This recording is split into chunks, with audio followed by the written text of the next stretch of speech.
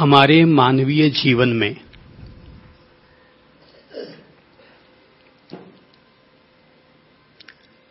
आध्यात्मिक प्रगति के लिए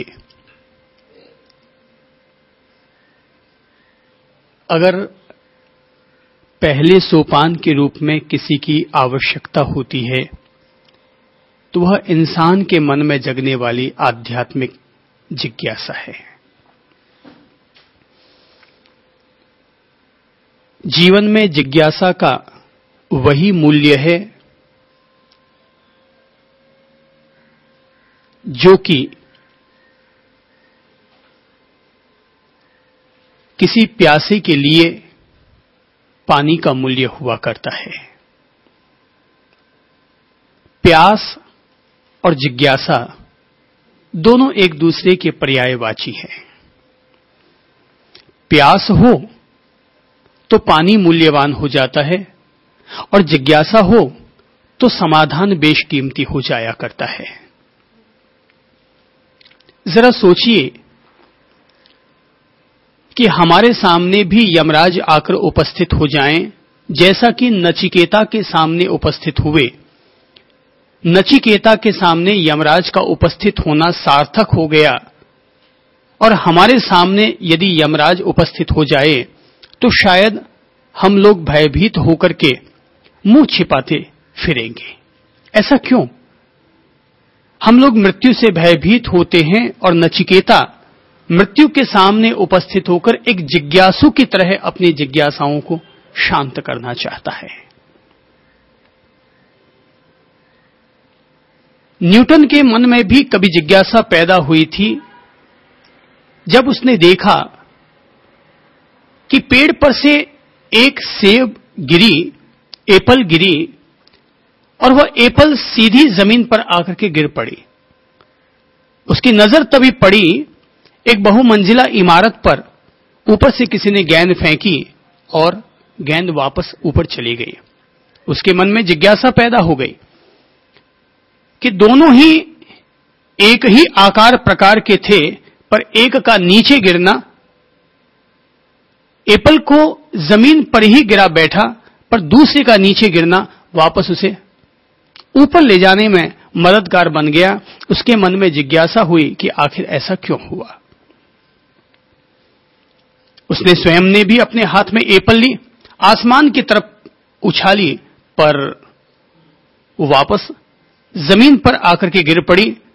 कुल मिलाकर के न्यूटन के इसी जिज्ञासा ने आखिर करते करते करते करते दुनिया के एक महान सिद्धांत को जन्म दिया, जैसे कि हम लोग गुरुत्वाकर्षण का सिद्धांत कहते हैं। दुनिया के प्रत्येक वैज्ञानिक, प्रत्येक अनुसंधान, प्रत्येक उपलब्धि के पीछे सबसे पहली भूमिका किसी न किसी तरह से जिज्ञासा की हुआ करती है। नचिकेता एक जिज्ञासु की तरह यमराज के समक्ष उपस्थित हुआ है। बालक जिज्ञासु होते हैं, इसीलिए बालक जब तक बालक रहते हैं तब तक कुछ न कुछ सीखते रहते हैं। मेरी समझ से वे माता पिता कम समझ रखते हैं जो बालकों की जिज्ञासाओं की आपूर्ति नहीं करते। मैं तो कहूंगा कि इंसान जब तक जीवित रहे उसे जिज्ञासु ही बने रहना चाहिए, ताकि वह जीवन भर नए नए ज्ञान, नए नए आविष्कार, नए नए प्रगति के द्वार उपलब्ध करता रहे। प्रश्न भी उठना चाहिए, क्योंकि प्रश्न नए उत्तरों की तलाश करता है। जिज्ञासा भी जन्म लेनी चाहिए, क्योंकि जिज्ञासा से ही नए नए समाधान ढूंढे जा सकते हैं। यदि किसी व्यक्ति के मन में किसी तरह की जिज्ञासा जन्म नहीं लेती तो इसका अर्थ यह हुआ कि उस व्यक्ति का ज्ञान एक सीमित दायरे में आ चुका है, वह ज्ञान के असीम प्रकाश की तरफ बढ़ नहीं रहा है। महावीर ने संन्यास लिया, बुद्ध ने संन्यास लिया, क्यों? एक आध्यात्मिक जिज्ञासा जन्म ले लेने के कारण कि आखिर मैं कौन हूं, कहां से आया हूं और यहां से वापस कहां जाऊंगा। महावीर ने तो अपने पवित्र आगम शास्त्रों में से एक शास्त्र है आचारांग। कहते हैं महावीर ने अपने पवित्र उपदेश दिए, उनके सारे उपदेशों का सार जिन जिन आगम शास्त्रों में संकलित है उनमें से प्रथम शास्त्र आचारांग है। आचारांग की शुरुआत ही इस बात से हुई है कि व्यक्ति नहीं जानता कि वह कौन है, वो ये भी नहीं जानता कि वो कहां से आया है और यहां से कहां जाएगा, लेकिन वो जान लेता है स्वयं के बोध के द्वारा, वो जान लेता है गुरुजनों के ज्ञान के द्वारा, वो जान लेता है शास्त्रों का पारायण और पाठ करके। शास्त्र की शुरुआत कहां से? जिज्ञासा से। साधक की साधना की शुरुआत कहां से? जिज्ञासा से। एक विद्यार्थी के विद्यार्जन की शुरुआत कहां से? जिज्ञासा से। स्वयं बहुत साल पहले मेरे अपने अंतर्मन में यह जिज्ञासा उठी थी कि मैं शास्त्रों को पढ़ता हूं, आत्म तत्व के बारे में इतना कुछ जानने को मिल गया है, लोगों को भी आत्मा के कल्याण के बारे में कहता हूं, पर यह आत्मा है भी या नहीं है।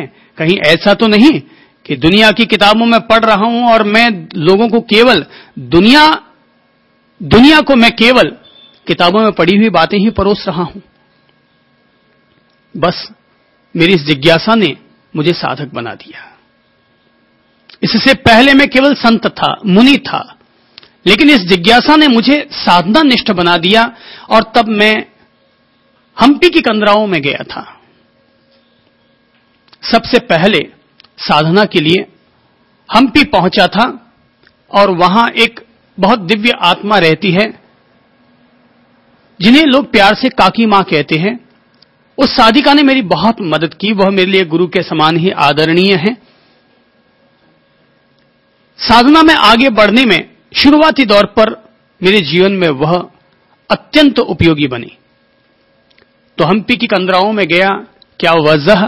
जिज्ञासा के कारण, आत्म जिज्ञासा के कारण कि आखिर आत्मा नामक कोई तत्व है भी या केवल पुरानी किताबों में दी गई बातें या पुरानी किताबों में पढ़ी जाने वाली केवल बातें ही हैं। मेरे जीवन का मैं इसे सौभाग्य मानूंगा, जन्म जन्मांतर का पुण्योदय मानूंगा कि हम्पी की कंदराओं में मैंने जो कुछ पाया, मैंने जो कुछ उपलब्ध किया, जो कुछ प्रकाश के दर्शन किए, जो कुछ साक्षात्कार हुआ, उससे मैं श्रद्धापूर्वक, निष्ठापूर्वक, ज्ञानपूर्वक, बोधपूर्वक यह कह सकता हूं कि प्राणी मात्र के भीतर एक चैतन्य शक्ति, एक आत्म शक्ति समाहित है।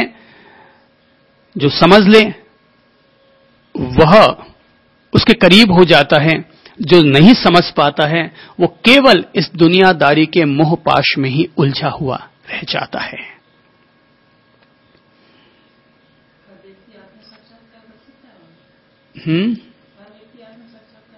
हाँ, आपका ये कहना कि हर व्यक्ति आत्म साक्षात्कार कर सकता है, मेरा अनुरोध है कि प्रत्येक व्यक्ति एक बालक विद्यार्थी बनकर के विद्या की ऊंचाइयों को उपलब्ध कर सकता है, एक व्यक्ति व्यापारी बनकर के व्यापार की ऊंचाइयों को उपलब्ध कर सकता है।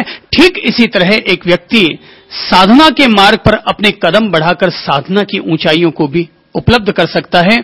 धन व्यापार का परिणाम है, आत्म साक्षात्कार साधना का परिणाम है, ज्ञान विद्यार्जन का परिणाम है। जो व्यक्ति बढ़ेगा उसे उपलब्ध होगा और जो बढ़ेगा ही नहीं, केवल बातें सुनता रहेगा और बातें ठोकता रहेगा, उसको तो कुछ नहीं मिलने वाला है। क्या हिमालय के बारे में बातें करने से किसी भी व्यक्ति को हिमालय का आनंद मिल सकता है? विद्यार्जन करना है तो विद्यार्थी बनकर के स्कूल में दाखिला लेना होगा। एक व्यापारी बनना है, धन अर्जन करना है तो घर गृहस्थी के मोह से निकलकर हमें दुकान खोलनी पड़ेगी, ग्राहकों से मगजमारी हमें करनी पड़ेगी। और ऐसे ही यदि किसी व्यक्ति को आत्म साक्षात्कार करना है, स्वयं के अंतर के प्रकाश को उपलब्ध करना है तो हमें घर गृहस्थी के मोह जाल से मुक्त होना होगा और उस तत्व को ज्यादा से ज्यादा प्रधानता देनी होगी जो तत्व आत्म तत्व कहलाता है। जैसे एक व्यापारी को रोटी खाते वक्त भी व्यापार महसूस होता है, जैसे एक जुआरी को जुआ हर समय नजर आता है, जैसे एक गाय को हर समय अपने बछड़े का ध्यान रहता है, जैसे कि पनघट की ओर जा रही हर महिला को अपने सिर पर रहा हुआ कलश ध्यान में रहता है, ऐसे ही साधना के मार्ग पर जीने वाले व्यक्ति को हर समय वह आत्म चेतना, वह ब्रह्म चेतना, वह मुक्ति की चेतना उसके भीतर व्याप्त रहती है। वो खाता है, पीता है, उठता है, बैठता है, कर्म करता है, सेवा करता है, पर उसके दिल की आंखों में एक ही जिज्ञासा, एक ही अभीप्सा, एक ही प्यास होती है और वह है आत्म चेतना की प्यास, स्वयं की प्यास, ब्रह्म चेतना की प्यास, ब्रह्म विद्यार्जन करने की प्यास। ये प्यास ही तो साधक की आत्मा है, ये जिज्ञासा ही तो साधक का प्राण है। अगर कोई व्यक्ति साधना के मार्ग पर नहीं चल रहा है तो इसका अर्थ यह हुआ कि उसके भीतर ऐसी कोई जिज्ञासा पैदा नहीं हुई। जरा सोचिए, एक आदमी को प्यास लगती है, कोई पूछता है साहब पानी पिएंगे? अच्छा ठीक है, चल जाएगा। यानी थोड़ी बहुत प्यास है, आपने पूछ लिया, चल जाएगा। पानी की प्यास नहीं, को पूछता पानी पिएगा? नहीं नहीं भैया अभी जरूरत नहीं है। अपन चल के आए हैं तो लगता है यार बहुत तेज प्यास उठ गई है, थोड़ा पानी मिल जाए, मांग के ले लेते हैं, अगला नहीं पूछता है तो भी।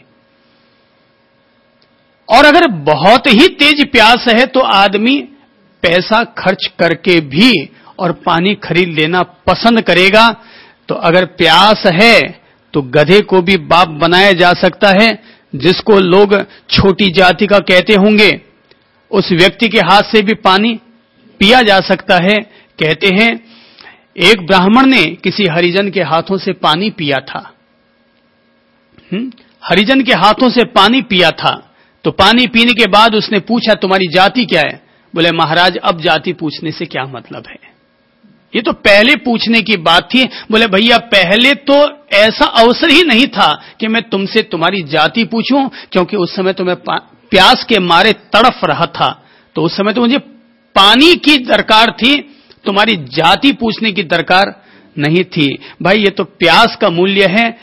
प्यास हो तो एक व्यक्ति अपने आप को शिष्य भी बनाता है, प्यास हो तो व्यक्ति घर गृहस्थी छोड़ करके और एक संत भी बन जाया करता है।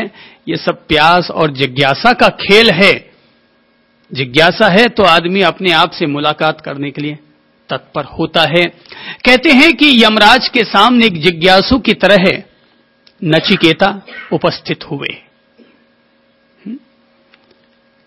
स्वाभाविक है कि आध्यात्मिक जिज्ञासा अगर होगी तो व्यक्ति किसी भी प्रलोभन में आने की बजाय अपनी उसी आध्यात्मिक जिज्ञासा और प्यास को ही पूरा करना चाहेगा।